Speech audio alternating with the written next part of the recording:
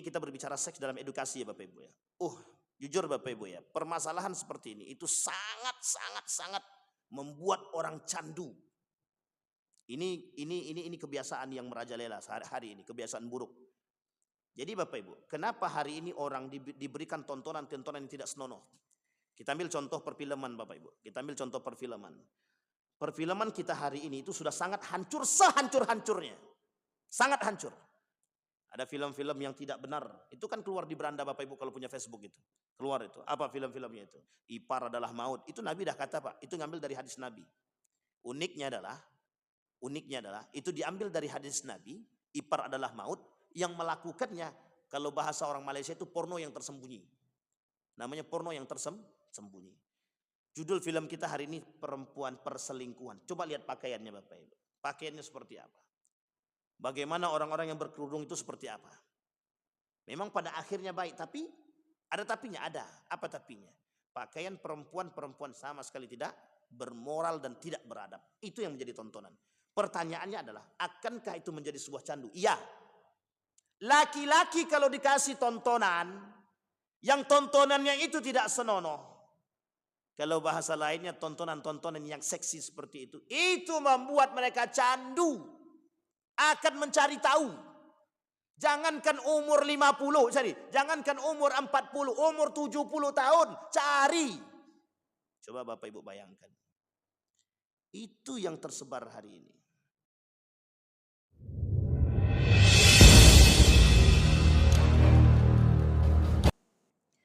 Allahumma salli wa sallim wa barik ala hadha an-nabiyil karim. Allahumma salli ala Muhammad wa ala ali Muhammad fil alamin innaka Hamidum Majid.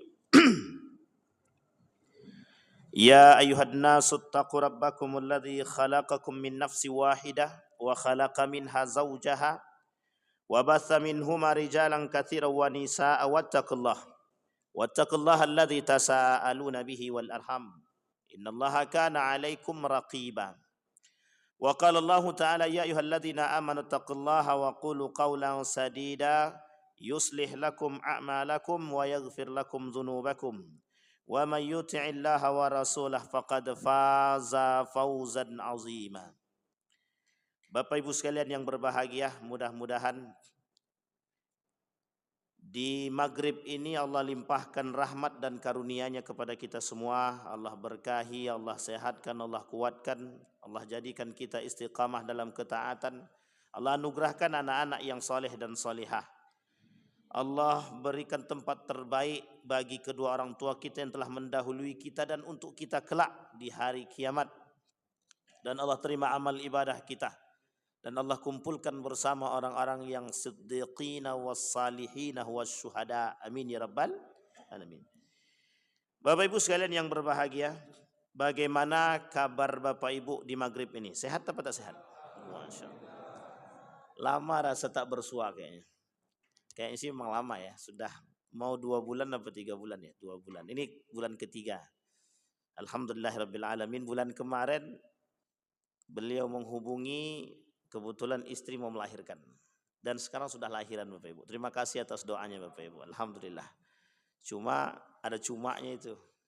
Belum sempat ngabari, jadi mudah-mudahan doa dari Bapak Ibu semua bisa memberikan doa yang terbaik kepada anak yang baru lahir ini. Dan untuk anak kita semua. Mudah-mudahan menjadi pejuang agama insya Allah. Dan kita berharap Bapak Ibu, saya selalu berharap dari anak-anak itu, mudah-mudahan ke depan itu kita punya pejuang-pejuang agama, orang-orang yang faqih, orang-orang yang alim, sehingga kita ini tidak kekurangan orang-orang yang ulama yang beneran itu tidak kurang. Amin ya rabbal alamin. Yang kita takutkan itu ya, tapi begini Bapak Ibu, konsekuensinya adalah hadis Nabi itu tidak mungkin tidak terjadi, pasti terjadi. Itu saja konsekuensinya. Pasti akan terjadi, hanya saja kita mengurangi atau mencari selamat daripada konsekuensi tersebut. Baik Bapak Ibu sekalian yang berbahagia, kita lanjutkan kajian kita tentang prahara akhir zaman, atau lebih tepatnya tanda-tanda datangnya kiamat, tanda-tanda kecil atau tanda-tanda kiamat kecil.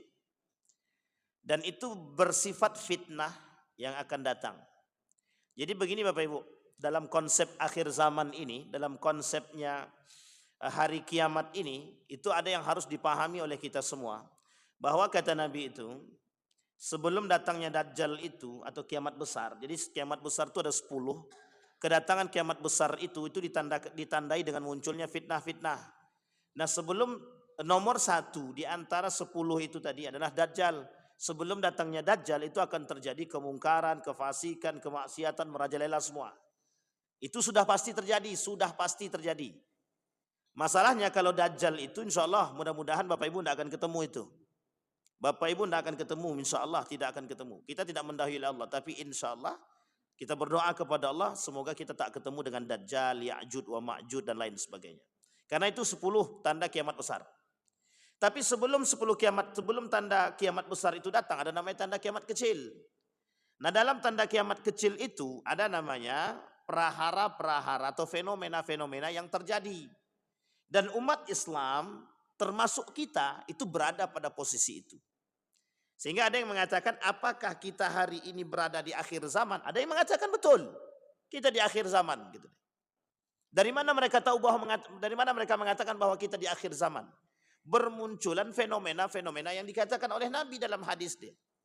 Kata Nabi enggak akan terjadi hari kiamat sampai bermunculan wanita-wanita menyerupai laki-laki gitu. Dan tidak akan terjadi hari kiamat sampai kalian akan melihat terbaliknya dunia gitu. Nanti kita bahas Bapak Ibu, termasuk masalah laki-laki menyerupai perempuan, perempuan menyerupai laki-laki, ini penting. Dan unik itu Bapak Ibu. Dalam riwayat yang lain Nabi katakan dalam hadis yang sahih itu, Allah melaknat itu perempuan yang syabbahan rijal bin nisa wa syabbahan nisa birrijal. La'anallah. Allah laknat itu. Laki-laki yang menyerupai perempuan, perempuan yang menyerupai laki-laki. Jadi perempuan yang menyerupai laki-laki, laki-laki yang menyerupai perempuan, itu dilaknat oleh Allah. Baik, kembali kepada poin kita Bapak Ibu. Nah, kemudian Bapak Ibu sekalian yang berbahagia itu fenomena. Fenomena yang akan dihadapi. Fenomena-fenomena yang akan dihadapi oleh umat muslim kelak di akhir zaman. Pertanyaannya adalah, apakah kita semua akan menghadapi itu? Pertanyaan itu bisa kita jawab. Tidak ada kehidupan yang tidak ada kefasikan. Boleh Bapak Ibu cek, pasti ada kefasikan. Tidak ada kehidupan tanpa ada kemungkaran juga. Sudah ada kemungkaran, masalahnya mana? Dulu kemungkaran itu biasa saja, artinya sedikit. Sekarang merajalela, kan begitu bahasanya. Artinya, kata Nabi kalau sudah merajalela berarti tandanya akhir zaman. Disitulah ulama mengatakan bahwa kita sedang berada di akhir zaman. Bagi para ulama yang menganggap bahwa sudah sampai masanya mereka di akhir zaman. Yang kedua, ada ulama yang mengatakan kita belum di akhir zaman. Kenapa? Masih banyak yang soleh. Masih banyak yang sholat di masjid. Masih banyak yang beribadah. Masih banyak yang berangkat ke tanah suci mau umroh dan lain sebagainya. Oke. Masih banyak orang-orang yang baik. Betul. Tapi persentasenya kita tidak tahu. Artinya kedua pandangan itu punya alasan. Alasan. Ada ulama yang mengatakan tidak boleh mengatakan kita berada di akhir zaman gitu mereka. Kenapa? Karena itu sama dengan menakut-nakuti orang-orang yang beriman gitu. Justru memang harus ditakut-takuti biar kuat imannya. Kalau tidak ditakut-takuti tak mati-mati dia. Tak akan beriman takutnya kan begitu. Jadi kayak atuk-atuk kita nih harus dikasih tahu. Atuk kalau tidak, atuk-atuk ya. Bapak-bapak kita nih kalau kita nggak kasih tahu, gimana mereka mau tahu? Ketika Nabi mengatakan kelak orang yang sholatnya main-main itu tidak akan diterima. Dari mana kita tahu kalau bukan dari hadis Nabi? Kalau kita nggak kasih tahu, ternyata itu salah satu tanda dari datangnya akhir zaman gitu. Salah satu tanda atau fenomena yang ada di akhir zaman. Baik Bapak Ibu. Nah kemarin kita sudah sampaikan Bapak Ibu, kita lanjutkan. Kata Syekh Hasim Al-As'ari, kata Syekh Al-Arifi dalam kitabnya Nihayatul Alam, Syekh Hasim Al-As'ari dalam kitabnya Risalah Ahlus Sunnah wal Jamaah. Apa kata beliau?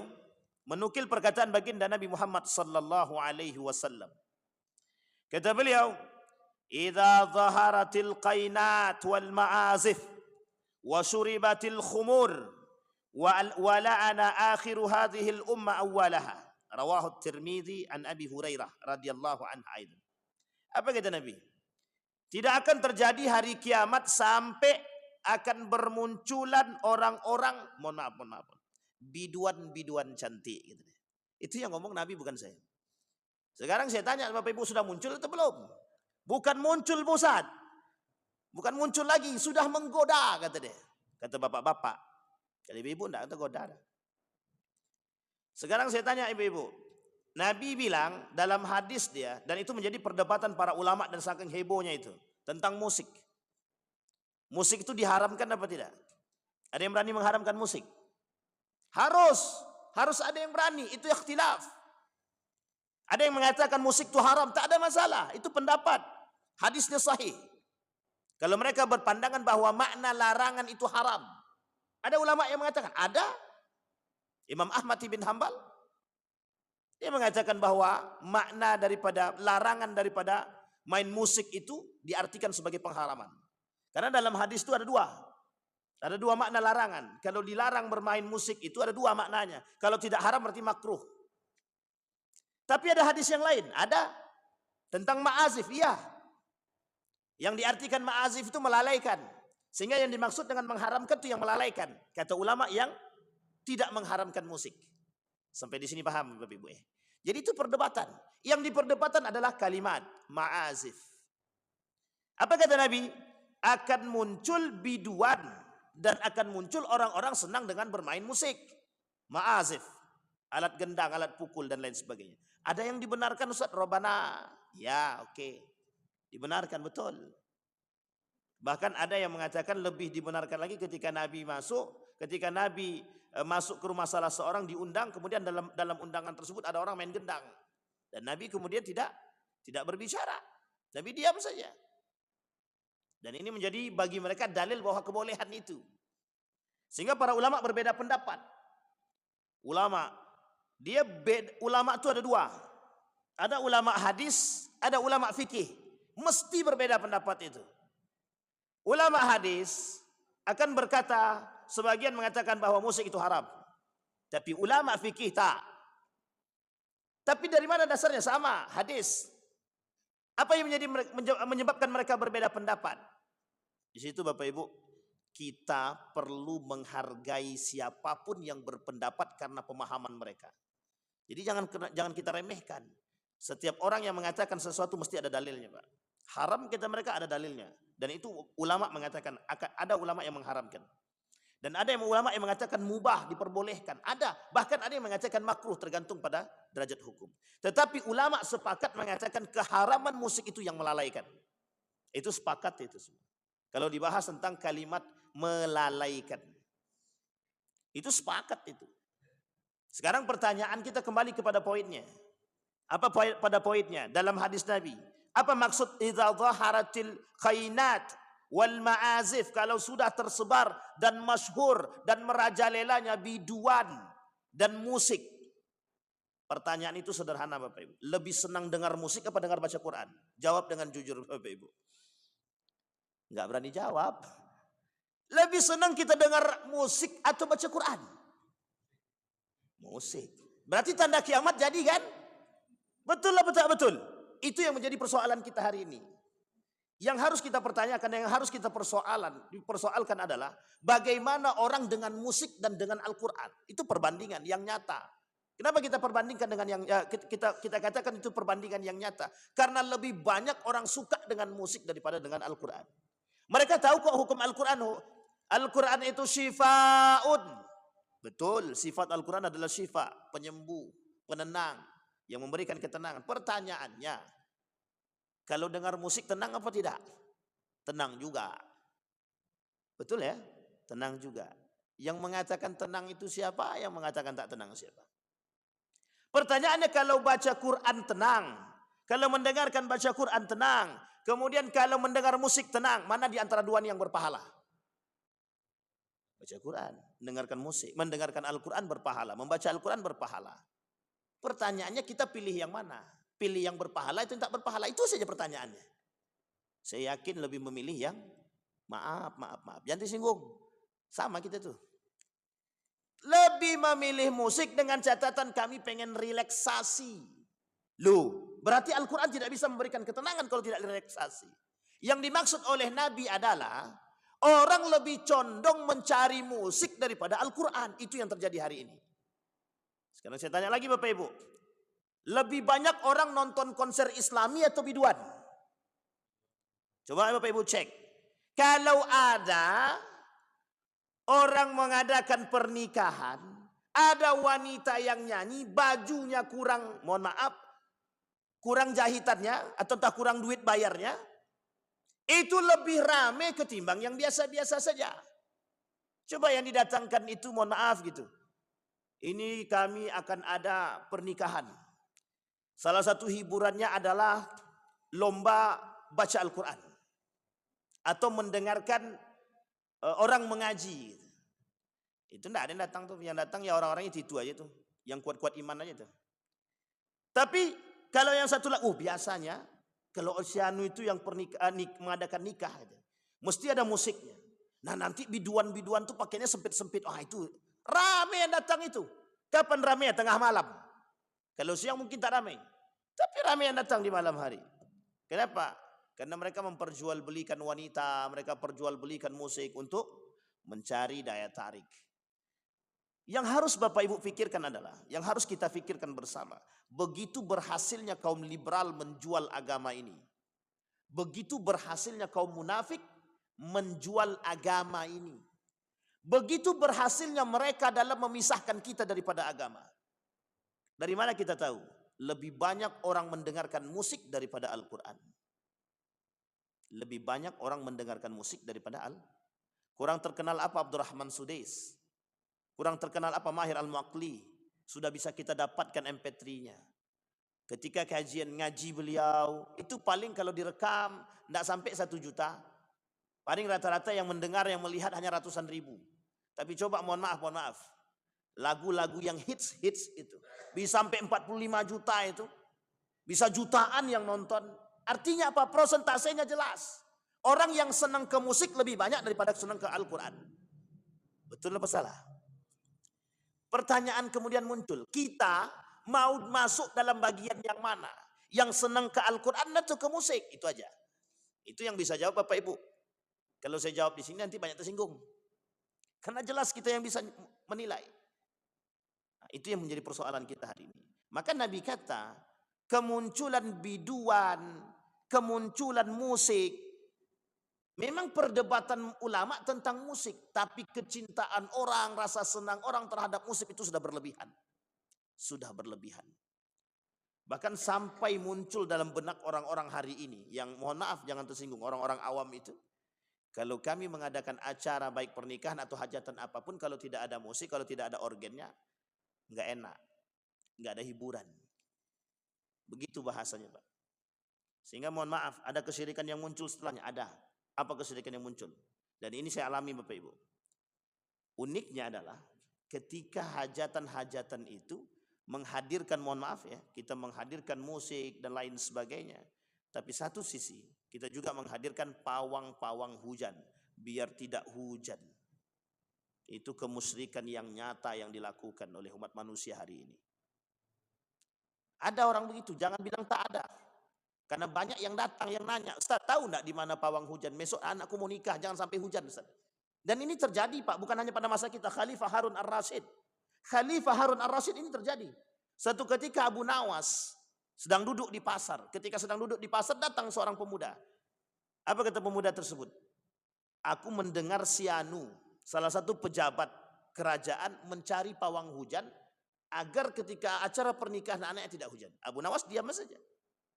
Tiba-tiba ada pemuda yang menyampari, Abu Nawas gimana? Kira-kira kau tahu enggak ada orang enggak? Sehingga kemudian Abu Nawas enggak ngomong.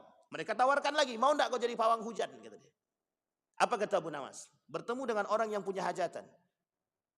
Saya akan duduk di samping. Selama saya duduk, hujan tidak akan turun. Kata dia. Selama saya duduk, hujan tidak akan turun. Kejadian pertama, pernikahan pertama, maksudnya satu, lewat, memang tidak hujan. Sehingga orang tahu bahwa Abu Nawas ini pawang hujan. Pas yang kelima, tiba-tiba hujan. Langsung dihujat Abu Nawas tadi. Kau kira kau pawang hujan, habis itu kok bisa hujan? Kata dia. Diajukanlah Abu Nawas ini ke Harun Ar-Rasyid. Apa jawaban Abu Nawas? Dengan gagah dan santai dia jawab. Loh, Orang hujan kemudian banjir kok malah aku di situ. Mending aku cari tempat cari aman, kata dia. Tidak bisa Pak jawab. Khalifah Harun ar-Rasyid itu mengatakan begini. Dengan persoalan yang sederhana ini kata Khalifah Harun ar-Rasyid. Bayangkan seorang Abu Nawas yang tidak pernah menganggap diri dia sebagai pawang hujan, tapi dianggap oleh orang pawang hujan, itu bisa mengatakan kepada umat manusia ketika itu, orang-orang yang ketika itu yang begitu dekat. Apa kata beliau? Kemusyrikan dan kesyirikan yang nyata. Itu masa Khalifah Harun ar-Rasyid. Apalagi sekarang yang masa tabi'innya sudah jauh hilang. Yang tersisa tinggal ulama. Kadang-kadang ulama itu pas acara dia pula datang pawang hujan. Itu uniknya. Bapak Ibu masih ingat ya? Saya tidak mau katakan, tapi memang sudah kenyataan, sudah kejadian. Coba lihat ketika acara apa negara itu. Datangkan pawang hujan itu. Tiba-tiba hujan malah. Nah, itu tandanya Bapak Ibu. Artinya apa? Banyak hal yang terjadi. Kemusyrikan dalam hajatan-hajatan itu. Baik, kembali kepada poin tadi. Yang kedua, kata Nabi, syurubul khamri. Akan tersebar orang-orang merajalela, orang-orang yang minum khamar. Nah, ini tak perlu lagi, ini sudah jadi rahasia umum. Sudah menjadi rahasia umum. Tapi sekarang ada program bagus dari pemerintah. Menghancurkan semua bentuk khamar. Bagus. Alhamdulillah. Sebenarnya sederhana saja. Hancurkan, jangan kasih masuk. Cabut izin dia. Sudah selesai. Ini gimana? Piti masuk. Masalahnya sekarang ini kan piti masuk. Kalau masuk piti dia selesai. Kalau tak masuk bingung deh. Artinya apa? Ketergantungan kan? Ya, ketergantungan. Makanya mohon maaf, kenapa sulit sekali menghilangkan khamar-khamar itu? Kenapa sulit sekali menghilangkan khamar-khamar itu dari toko-toko itu? Karena ada piti masuk. Coba kalau tidak ada piti masuk, mana mau mereka yang menghancurkan itu, tidak mau Pak. Tidak mau orang menghancurkan. Ada orang yang bodoh, ada. Siapa orang yang bodoh? Yang mau menghancurkan diri dia sendiri. Minum khamar, narkoba, kan jelas menghancurkan diri dia sendiri. Orang sebenarnya secara akal sehat tidak mau Pak. Secara akal sehat tidak ada yang mau Pak. Kalau sadar dia bahwa, kalau tahu dia bahwa narkoba, khamar, itu bisa merusak diri sendiri, tak akan. Sekarang saya kasih contoh. Yang paling sederhana, ada pisau. Coba Bapak Ibu suruh setiap orang di antara kita ini untuk menyayat tangan masing-masing. Kalau ada yang mau, bagus, kita bayar. Tidak ada yang mau orang menyakiti diri sendiri. Hanya saja bentuk khamar, hanya saja bentuk narkoba, tak sama kayak pisau. Tidak langsung membunuh. Tidak langsung menyakiti. Itu saja. Sama halnya Bapak Ibu. Kalaulah surga dan neraka Allah tampakkan, saya yakin tak akan ada yang pilih neraka, itu tidak ada. Ada namanya Wawan Setia. Dalam tulisannya apa kata Wawan Setia? Andai kata neraka tidak ada. Dan saya sampaikan kepada Bapak Ibu, andai kata, tapi kita ini tidak boleh berandai-andai. Andai kata surga dan neraka tidak ada dalam bacaan kita, masyarakat. Ada yang mau beribadah? Ada yang mau ibadah? Kalau surga dan neraka, Bapak Ibu beribadah sajalah ya. Tidak usah surga tak ada, neraka tak ada. Saya tidak yakin kita beribadah Pak. Tidak yakin saya kita beribadah. Karena salah satu motivasi yang Allah berikan kepada kita itu surga dan neraka. Itu motivasi. Kenapa Allah turunkan surga? Kenapa Allah turunkan neraka? Itu motivasi. Yang surga aku janjikan bagi mereka yang beriman, yang neraka aku janjikan bagi mereka yang berdosa, kata Allah. Mujrimin. Kembali kepada poin tadi. Maka Bapak Ibu, syurbul khamar. Sebenarnya sederhana mengatasi masalah khamar ini, sederhana, sangat sederhana. Ketika orang yang punya kuasa, punya kekuasaan, mereka berani mengambil kebijakan. Maka saya katakan dari awal, seorang pemimpin yang layak kita pilih pemimpin yang berani. Sekarang pertanyaannya, diskotik yang hidup di Pekanbaru ini, ada enggak khamarnya di situ? Kalau tak ada, itu salah, itu bukan diskotik tuh. Sampai di sini paham Bapak Ibu? Pertanyaan kembali, ada enggak pemimpin yang berani menutup itu? Kita tunggu. Belum. Kita baru snuzon kepada Allah. Pemimpin kita yang terpilih mampu memberikan kebijakan yang baik dan berani. Itu yang harus kita pilih, yang harus kita doa. Jangan frustasi pula. Anda yakin saya pemimpin itu? Jelas kita aja tidak yakin, gimana dia sendiri? Sampai di sini paham Bapak Ibu? Tapi kalau kita berani membantu, insya Allah. Kenapa Nabi katakan syurubul khamar itu kelak merajalela? Ya, satu penyebabnya Pak. Kenapa syurbul khamar itu merajalela? Karena dibiarkan. Dibiarkan. Saya tanya Bapak Ibu sekalian yang berbahagia.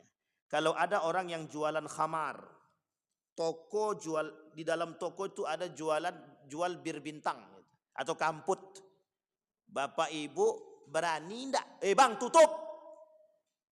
Berani tak? Kalau FPI berani. Tapi kita berani ya? Harusnya yang punya peran siapa? RT RW. Masuk dalam RT mana dia? Kalau beriman RT dan RW dia mesti ditutupnya. Beberapa tahun yang lalu ada namanya pijit plus di dekat rumah kami. Saya baru tahu kalau itu pijitnya ada plus-plusnya.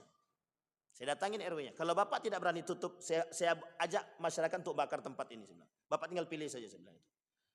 Dengan hak terpaksa datang dia ucuk. Maaf Pak, Bapak sudah maaf Bu, Ibu sudah tidak diterima di masyarakat sini. Besoknya pindah Ibu tuh. Habis itu dia datang saya, sudah Ustadz, sudah kami suruh pergi mereka. Harusnya jangan suruh pergi, suruh dia tobat, buka pijit yang tidak usah plus. Kan cukup selesai sederhananya, tinggal hilangkan plus-plusnya. Coba bayangkan Pak, yang kayak gini diberikan tempat. Ya, diberikan tempat. Kenapa mereka merajalela? Diberikan tempat. Kami Bapak Ibu hampir masuk lagi dalam pijit plus-plus itu di Yogyakarta itu. Naik kita ke Kaliurang, pulang badan capek, pegel-pegel, pengen dapat pijit refleksi. Masuk satu toko. Setelah masuk satu toko dikasih ini harga-harga udah oke, sudah semua oke. Saya tanya, siapa yang pijit? Dikasih lihat Bapak, dikasih lihat di depan nih. Ini ini Pak di depan Bapak ini. Saya tengok di situ, la ilaha illallah, langsung istighfar besar-besar Pak. Perempuan cuma pakai kutang sama kolor saja. Astagfirullahaladzim, langsung saya bilang, Bapak mau bunuh saya? Saya bilang, tutup. Saya bilang tuh, langsung kabur saya, pulang. Itu hilang langsung, sakitnya langsung hilang semua itu. Langsung hilang. Tapi yang uniknya itu Bapak Ibu, yang paling berbahaya adalah, permasalahan seperti ini, kemaksiatan seperti seks seperti ini, kita berbicara seks dalam edukasi ya Bapak Ibu ya. Jujur Bapak Ibu ya, permasalahan seperti ini itu sangat membuat orang candu. Ini kebiasaan yang merajalela hari ini, kebiasaan buruk. Jadi Bapak Ibu, kenapa hari ini orang diberikan tontonan yang tidak senonoh? Kita ambil contoh perfilman Bapak Ibu. Kita ambil contoh perfilman. Perfilman kita hari ini itu sudah sangat hancur, sehancur-hancurnya. Sangat hancur. Ada film-film yang tidak benar. Itu kan keluar di beranda Bapak Ibu kalau punya Facebook itu. Keluar itu. Apa film-filmnya itu?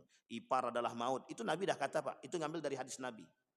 Uniknya adalah itu diambil dari hadis Nabi. Ipar adalah maut. Yang melakukannya, kalau bahasa orang Malaysia itu porno yang tersembunyi. Namanya porno yang tersembunyi. Judul film kita hari ini perempuan perselingkuhan. Coba lihat pakaiannya Bapak Ibu. Pakaiannya seperti apa? Bagaimana orang-orang yang berkerudung itu seperti apa? Memang pada akhirnya baik, tapi ada tapinya, ada. Apa tapinya?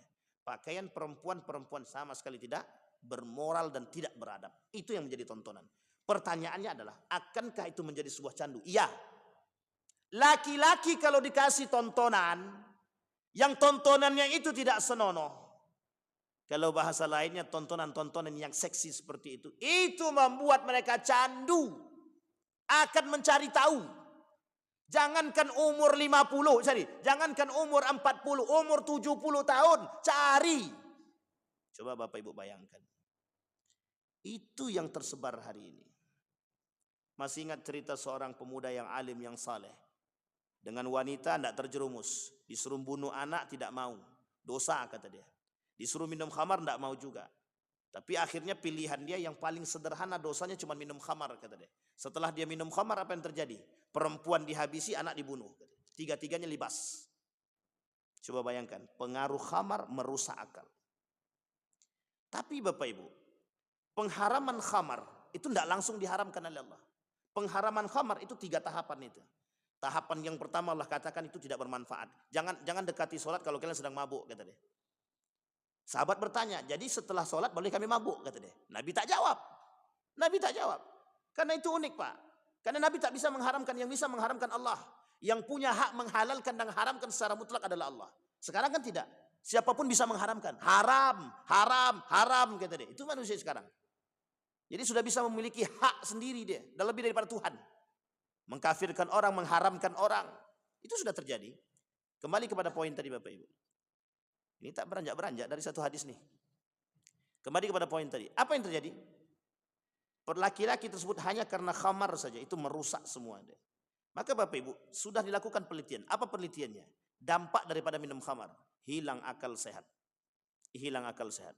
Dan ternyata semua para ilmuwan sepakat bahwa khamar itu, orang yang meminum khamar itu otak dia tak sehat. Makanya Bapak Ibu itu menjadi alasan Bapak Ibu, menjadi alasan bagi siapa? Bagi orang yang takut. Kenapa ada orang minum khamar di situ? Kita tak berani lerai, kita tak berani tegur. Takut nanti kami dipukulnya, kata dia. Betul atau tidak? Karena orang yang minum khamar akalnya sudah hilang, siapapun akan dia pukul. Padahal tak begitu juga. Jadi sebelum dia pukul, kita pukul dulu. Jadi biar sadar dulu gitu. Kembali kepada poin kita Bapak Ibu. Merajalelanya khamar. Yang ditakutkan daripada khamar itu apa? Generasi yang rusak. Bapak Ibu kita kasih contoh. Ketika saya masih MTS itu sanawiyah, itu tahun 2002. Bayangkan anak MTS kelas 2 itu mereka tidak minum khamar tapi menghisap lem. Tahu lem cap kambing itu dibukanya Pak, begini. Itu mereka ngisap depan saya tuh. Saya tahu betul tuh Bapak Ibu. Ya teman-teman, awak tak sadar. Kalau saya bilang saya tak pandai, saya tak tahu. Kalau kita tak mau ikut dibilang kuper, kurang pergaulan. Padahal itu anak MTS sanawiyah. Masa itu tahun 2002. Sekarang pertanyaan 2000 berapa? 2024 berapa tahun? 20 tahun, 22 tahun yang lalu. Artinya apa? Mesti akan lebih berkembang kehancuran itu. Artinya apa? Rusak generasi kita. Nah, maka kembali kepada poin tadi Bapak Ibu. Kata Nabi merajalelanya khamar-khamar itu. Dulu orang cuma tahu bir bintang, kamput. Paling kemudian air apa yang tua yang memabukkan. Sekarang bapak-bapak lebih tahu daripada saya. Berapa banyak nama minuman-minuman keras itu. Banyak sebanyak-banyaknya. Bahkan dicari. Baik, kembali kepada poin kita tadi Bapak Ibu. Kata Nabi tersebarnya syurbul khamar. Kata Nabi tersebarnya minuman-minuman khamar. Nah Bapak Ibu sekalian yang berbahagia. Kita yang sadar, kita yang harus mengingatkan. Jadi kalau Bapak Ibu, kita mengajak.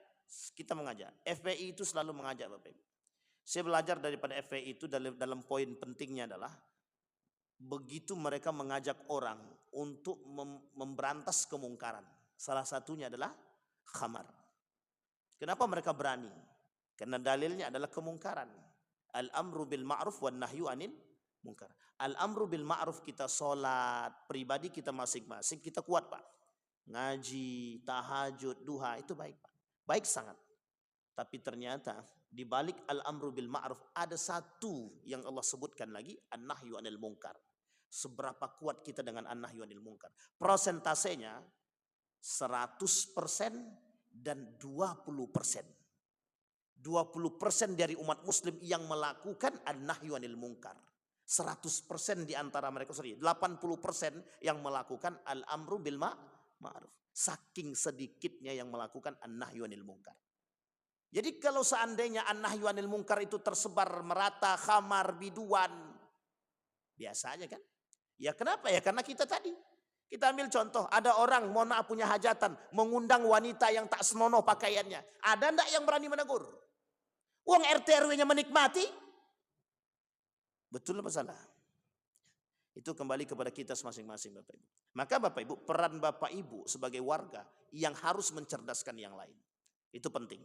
Baik, kemudian kata Nabi, la'ana akhiru hadzal ummah awwalaha. Orang-orang yang sekarang melaknat orang-orang terdahulu. Ini konteksnya lebih pada ulama. Lebih kepada ulama. Orang-orang sekarang pinter tidak, bodoh iya, tinggi ilmu tidak, alim tidak, tapi mencaci maki ulama-ulama yang alim terdahulu. Tidak usah Bapak Ibu sebutkan, saya aja yang nyebutin. Sudah terjadi. Dan sangat mudah sekali kita lihat hari ini. Orang-orang hari ini yang merasa alim. Mencaci maki ulama-ulama terdahulu. Dan itu Nabi sudah sampaikan. Apa kata mereka? Siapa Al-Ghazali? Ngapain ngambil ilmu dari Al-Ghazali? Satu. Siapa Ibnu Taimiyah? Ngapain ngambil ilmu dari Ibnu Taimiyah? Dua. Mau saya sebutin semua. Siapa Ibnu Rusdi? Siapa Ibnu Khaldun? Syiah. Siapa Ibnu Sina? Syiah, kata dia. Mereka caci maki itu, Pak. Ngapain ngambil ilmu dari orang-orang terdahulu? Yang harus kita ambil ilmu dari orang-orang sekarang. Artinya apa, Bapak Ibu? Kebencian, ketidaksukaan. Jadi dampak daripada caci maki daripada orang-orang yang sekarang dan melaknat orang-orang terdahulu secara kealiman, itu sebenarnya dampaknya mudah saja, sederhana. Itu mereka sedang meremehkan para alim dan ulama dan sahabat dan tabi'in. Kita lihat Syiah, berapa kuat mereka mencaci maki sahabat Nabi. Kita lihat Khawarij, berapa kuat mereka merajalela mengajak orang-orang untuk membenci orang-orang terdahulu salaf. Mereka menganggap diri mereka paling baik. Mereka caci maki orang-orang terdahulu sekalipun. Sekelas ulama-ulama yang ternama. Imam Syafi'i, Imam Malik, Imam Abu Hanifah, Imam Ahmad bin Hanbal, Ibnu Katsir dan lain sebagainya. Banyak yang mencaci maki, Pak. Banyak. Kenapa mereka mencaci maki? Kenapa mereka melaknat orang terdahulu? Karena mereka menganggap, orang-orang hari ini menganggap mereka sudah berilmu dan apa yang dilakukan oleh orang-orang terdahulu itu salah kaprah, salah besar. Karena menganggap hari ini sudah tersebar ilmu yang begitu luas. Ingat Bapak Ibu, satu kunci yang harus Bapak Ibu pahami. Semakin berilmu seseorang itu semakin bodoh. Ingat kalimat ini. Semakin berilmu seseorang itu bukan semakin pintar tapi semakin bodoh. Kenapa kok bisa begitu? Ya, semakin Bapak Ibu tahu dengan ilmu, semakin Bapak Ibu akan kekurangan untuk pengetahuan ilmu-ilmu yang lain. Hanya orang yang berilmu yang tahu luasnya ilmu. Kalau orang tak mengerti ilmu, dia tak akan tahu berapa luasnya ilmu tadi. Sampai di sini bisa dipahami Bapak Ibu. Baik. Hadis yang pertama. Apa kata Nabi? Idza zaharatil qainat wal ma'azif wa syurubul khamar. Kemudian wala ana akhiru hadhil ummah awwalaha. Hadis ini diriwayatkan oleh Tirmidzi. Kemudian hadis selanjutnya. La tadhhabud dunya hatta yamurra ar-rajul al-qabri fayatamarragh alayhi wa yaqul ya laitani kuntu makana sahibi hadzal qabr. Rawahu Muslim an Abi Hurairah. Apa kata mereka? Tidak akan terjadi hari kiamat sampai akan muncul perkara-perkara yang unik. La tadhhabud dunya hatta yamurra ar-rajul. Tidak akan terjadi, tidak akan hilang dunia ini sampai kalian akan melihat laki-laki, wanita pergi ke kuburan.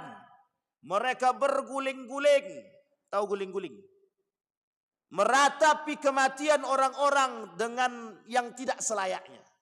Jadi ada hadis yang unik Bapak Ibu. Nabi yang mengatakan, kata Nabi, la'anallah zawaratil kubur. Kata Nabi, kami melaknat perempuan-perempuan yang ziarah kubur. Jadi ibu-ibu tidak usah ziarah kubur lagi. Kata Nabi, hadisnya sahih. Yang kami melaknat, kata Nabi, Allah melaknat wanita-wanita yang ziarah kubur. Gimana ibu-ibu? Aman? Sering ziarah kubur ibu-ibu? Tak ada yang jawab. Sering. Dilaknat sama Allah. Sepakat? Abang yang tak sepakat. Abang bukan perempuan bang. InsyaAllah. Apa kata Nabi? La'anallah zawaratul kubur. Perempuan-perempuan yang pergi ke kuburan dilaknat. Hadis yang pertama. Pada hadis yang kedua, Nabi berkata pada hadis yang kedua, Siti Aisyah datang minta izin sama Nabi. Mau pergi ke ziarah kubur ke paman dia. Apa kata Nabi? Pergilah. Bolehnya ziarah kubur bagi perempuan. Loh, terus apa kok kontradiktif hadis ini? Bukan kontradiktif. Hanya saja beda pemahaman dalam asbabul wurud, sebab-sebab turun dia. Dan ini menjadi sebab turun hadis selanjutnya. Hadis yang tadi kita bacakan. Apa kata Nabi? Ketika Nabi lewat, nampak perempuan guling-guling meratapi menangis suaminya. Sehingga ketika meratapi itu, Nabi bilang, la'anallah zawaratul kubur. Perempuan-perempuan yang meratapi kematian suaminya yang berlebihan dilaknat sama Allah. Nah, itu dia maksudnya. Nah, sama, hadis ini juga sama. Ada orang-orang yang pergi ke kuburan meratapi baik laki-laki maupun perempuan, siapapun yang dia ratapi. Kenapa kok Allah benci sekali terhadap orang-orang yang meratapi kematian yang berlebihan? Orang yang meratapi kematian saudara dia berlebihan sampai berguling, sampai berteriak, sampai gila, stres, pingsan dan lain sebagainya. Itu sebenarnya maknanya cuma sederhana. Mereka lebih menganggap orang yang ada itu lebih mereka cintai ketimbang Allah. Sehingga Allah tidak pengen diduakan.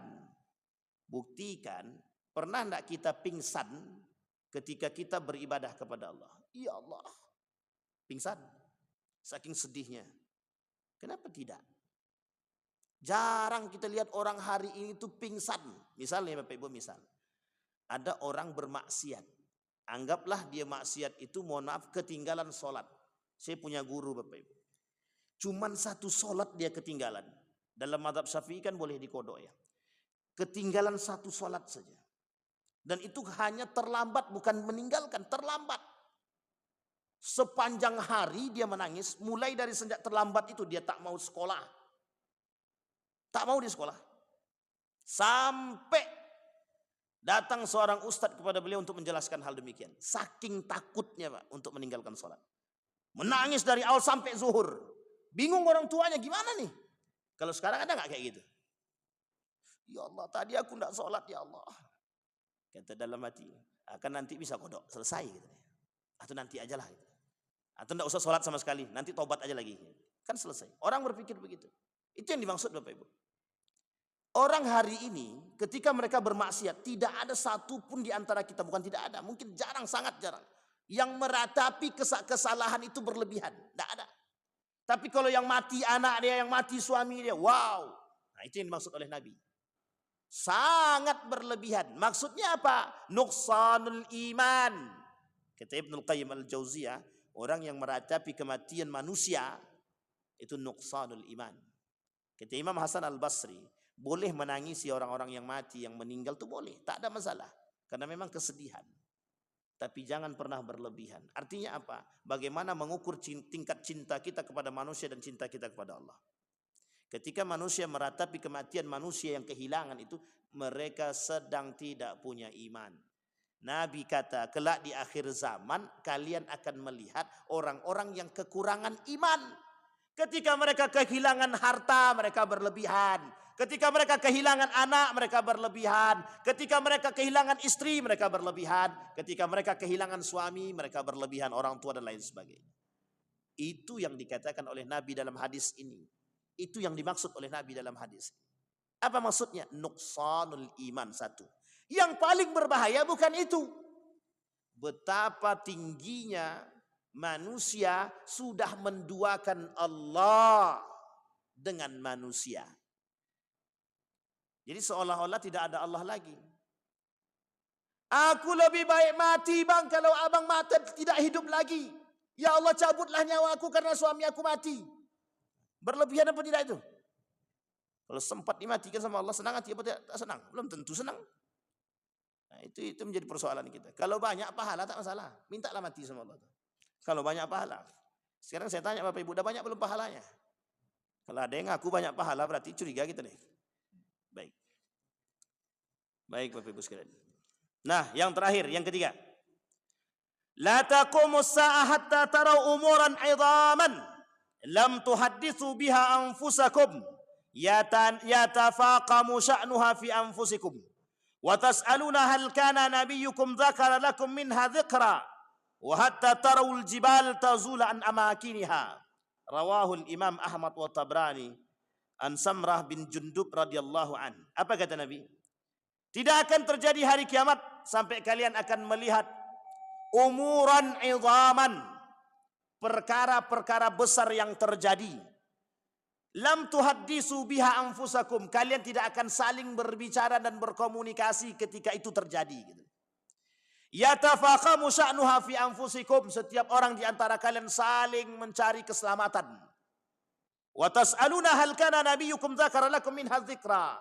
Sudahkah Nabi kalian memberikan peringatan kepada kalian tentang ini? Satu, apa idhaman kabira? Idhaman apa? Umuran idhaman. Dajjal, munculnya Dajjal, munculnya Ya'jud wa Ma'jud, itu perkara yang paling besar. Muncul di akhir zaman.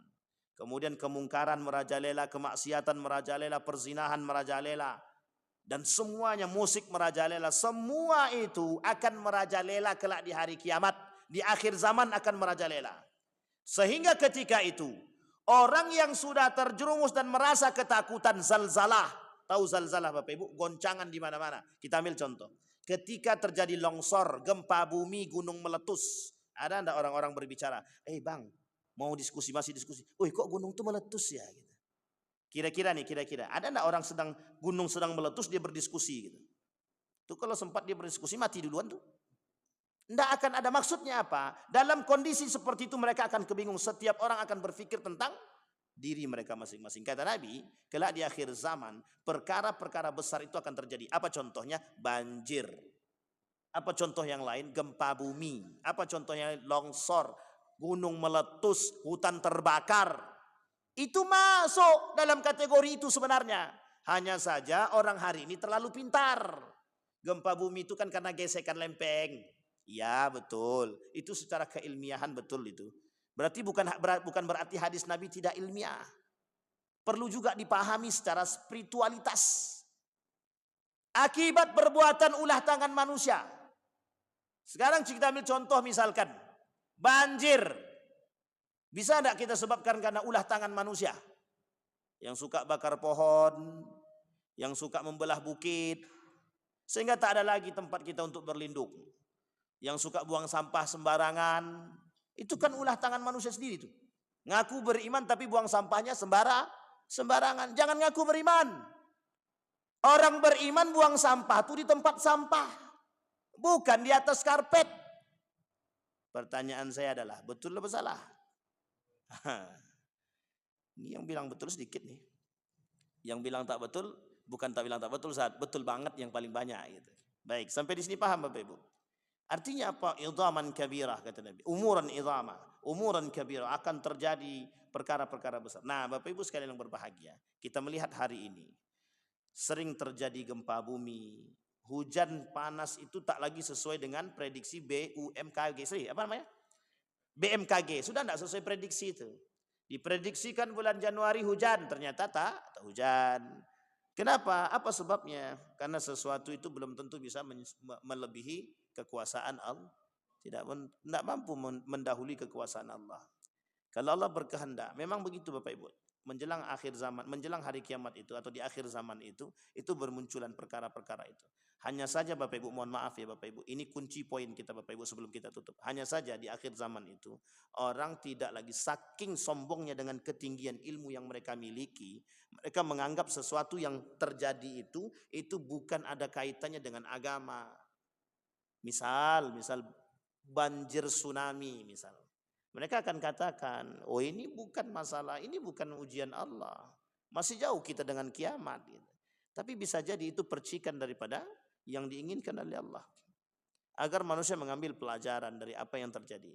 Orang yang beriman wajib mengambil ibrah dan hikmah dari setiap kejadian yang terjadi di balik apapun itu. Baik perkara besar maupun perkara kecil. Itu hukumnya wajib bagi orang yang beriman. Sampai di sini paham Bapak Ibu? Maka ketika banjir bandang, ketika hutan terbakar, ketika gunung meletus, ketika gempa bumi, yang pertama sekali yang harus kita pikirkan, yang pertama sekali yang harus kita tanamkan, bagaimana pikiran seorang yang beriman. Ujian dari Allah.